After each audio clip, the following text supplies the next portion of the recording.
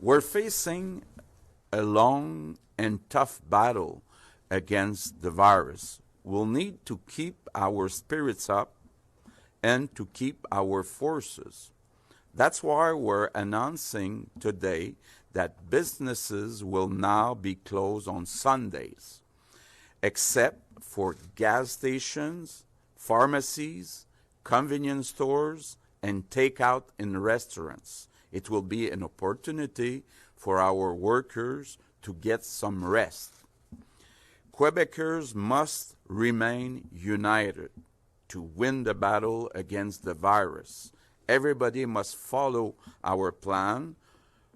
Don't go out unless it's necessary. If you go out, keep your distances. And when you come back home, wash your hands. That's how we'll save lives. I'm counting on you. Thank you all.